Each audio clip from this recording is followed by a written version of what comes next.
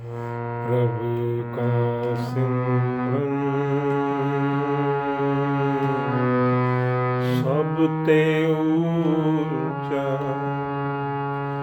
प्रभु के सिमरन उधरे ऊंचा।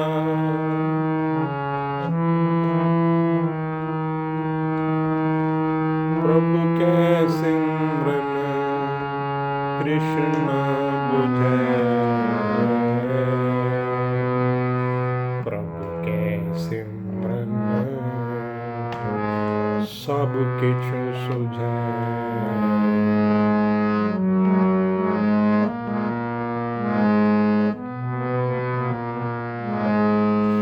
प्रभु के सिमरन नहीं जम त्रासा, प्रभु के सिमरन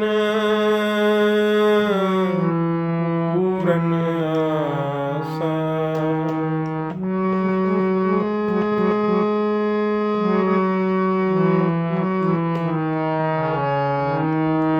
प्रभु के सिमरन मन की मल जाए, अमृत नाम हृदय समाए। प्रभु जी बसे साध की रसना, नानक जन का दासन दसना। प्रभु जी बसे साध की रसना, नानक जन का दासन दसना। प्रभु जी बसे साध की रसना, नानक जन का दासन दसना।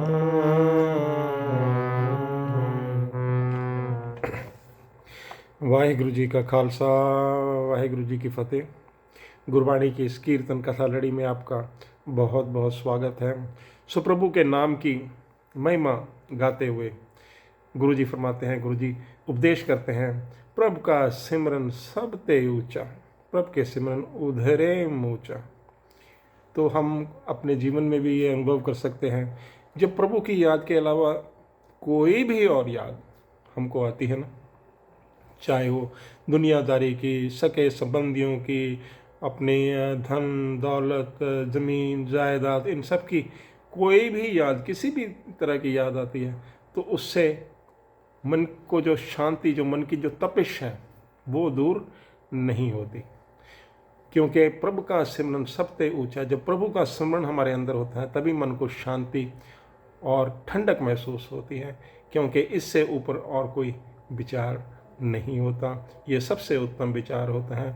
और वैसे भी आत्मिक जो कल्याण के लिए हम दान वगैरह देते हैं, या कोई हम व्रत पूजा और अन्य काम करते हैं, उनसे भी कई बार होता यही है कि जो हमारा अहंकार है उसको और खुराक मिल जाती है, और उससे जो है मन की तपिश घटने की बजाय कई बार बढ़ जाती है। सो प्रभु का सिमरन सबसे उत्तम है, प्रभु के सिमरन उधरे ऊंचा।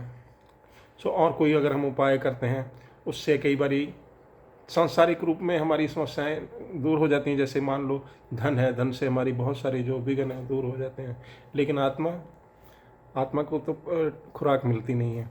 सो परंतु जो प्रभु का सिमरन है, उससे समूचे हमारे व्यक्तित्व, हमारी आत्मा का कल्याण होता है, आत्मा का, मानसिकता का और शरीर का भी।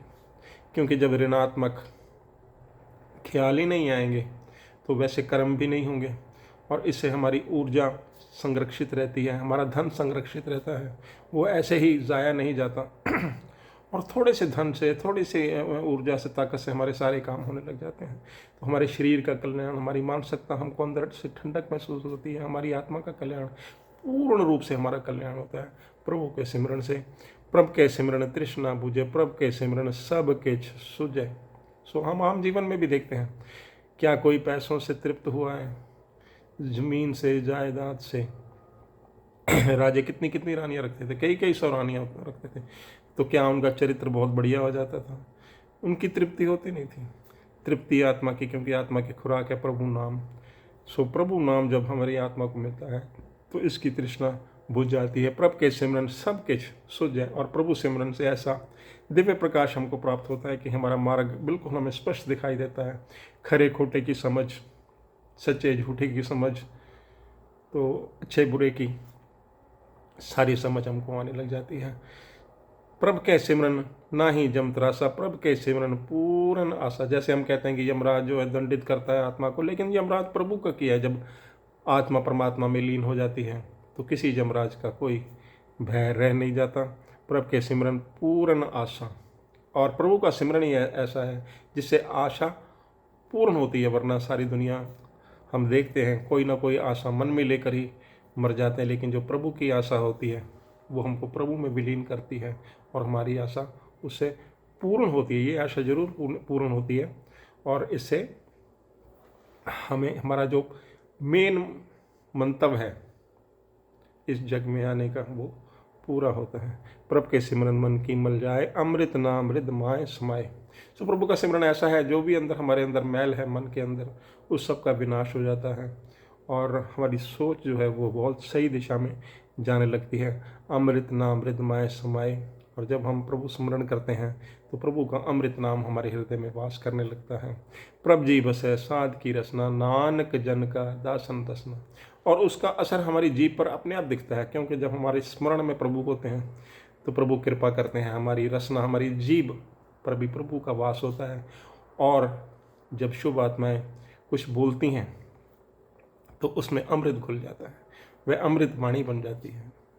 क्योंकि प्रभु जी बस है साध की रसना। एक साधु जन जो होते हैं उनकी रसना पर प्रभु का निवास हो जाता है, क्योंकि उनके स्मरण में हमेशा प्रभु होता है। नानक जन का दासन दसना। और इतनी आत्मिक दौलत हो जाती है कि उनके दासों का दास यदि कोई बन जाता है तो वो भी आत्मिक दौलत से माला माल हो जाता है। बाबा नानक कहते हैं कि ऐसे जो शुभ व्यक्ति, शुभ आत्मा जिनके मन में प्रभु का वास है, मैं उनके दासों का दास बनना चाहूँगा। और हमें भी ऐसी प्रेरणा मिलनी चाहिए, क्योंकि आत्मिकता की वो ऐसी दौलत, ऐसा खजाना प्राप्त कर लेते हैं कि उनके दासों के पास बहुत आत्मिक दौलत आ जाती है। उनके आगे दासों के पास भी बहुत वो भी धन हो जाते हैं, उनको भी बहुत जो है प्रभु कृपा प्राप्त होती है। सो ये थी आज का शब्द भाव, ये था आज की कीर्तन कथा की लड़ी। सो इसकी इतनी सेवा प्रमाण करें और अरदास करें कि यह जो कीर्तन कथा की लड़ी इसी तरह से चलती रहे। वाहे गुरु जी का खालसा, वाहे गुरु जी की फतेह।